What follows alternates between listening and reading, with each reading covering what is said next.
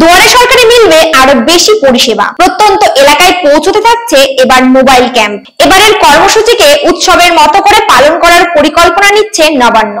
নমস্কার, আপনারা দেখছেন দেশ বিদেশে প্রতিদিন, সঙ্গে আমি সেতু। দুয়ারে সরকারের প্রকল্পে পরিষেবার সংখ্যা বাড়ছে। কৃষিকাজে ব্যবহৃত যন্ত্রপাতি কেনার জন্য আর্থিক সহায়তাও এবার দুয়ারে সরকারের ক্যাম্প থেকে মিলবে। আগামী 24শে জানুয়ারি থেকে রাজ্য জুড়ে শুরু হচ্ছে দুয়ারে সরকার প্রকল্প, যেখানে 37 রকমের পরিষেবা পাওয়া যাবে বলে জানানো হয়েছে। এবারের কর্মসূচিকে উৎসবের মতো করে পালন করার পরিকল্পনা নিচ্ছে নবান্ন। এ বিষয়ে রাজ্যের মুখ্য সচিব মনোজ পন্ত একটি বৈঠক করেন জেলা শাসকদের সঙ্গে। শনিবার প্রত্যেক জেলা শাসককে নবান্নের তরফে একটি দুয়ারে সরকার সম্পর্কিত স্ট্যান্ডার্ড অপারেটিং প্রসিডিওর বা এসওপি পাঠানো হয়েছে।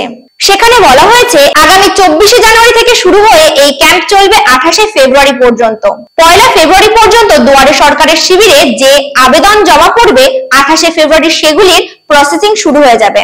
খাদ্য সাথী, স্বাস্থ্য সাথী, শারীরিক অক্ষমতার শংসাপত্র, তফসিলি জাতি ও উপজাতি শংসাপত্র, তফসিলি বন্ধু, মেধাশ্রী, শিক্ষাশ্রী, জয় জোহার, কন্যাশ্রী, রূপশ্রী, লক্ষ্মী ভান্ডার, বার্ধক্য ভাতা, ঐক্যশ্রী, স্টুডেন্ট ক্রেডিট কার্ড সহ মোট 37টি প্রকল্পের উল্লেখ রয়েছে তালিকায়। কোন এলাকা বা মৌজা যেন এই কর্মসূচির আওতার বাইরে না থাকে, সে বিষয়ে কড়া নির্দেশিকা দেওয়া হয়েছে। 30% এলাকায় মোবাইল ক্যাম্প করতে বলা হয়েছে। কলকাতার যে ওয়ার্ডগুলি বড়, সেখানে মিনি মোবাইল ক্যাম্প করা হচ্ছে। আসলে প্রশাসন এবারে দুয়ারে সরকারের কর্মসূচিকে আরো বেশি মানুষের কাছে পৌঁছানোর জন্য একাধিক পরিকল্পনা গ্রহণ করেছে। প্রত্যন্ত এলাকার মানুষ যারা এতদিন সরকারি প্রকল্পের সুবিধা থেকে বঞ্চিত ছিলেন, তারাও এবার সরাসরি উপকৃত হবেন। এখনো ভিডিও দেখছেন?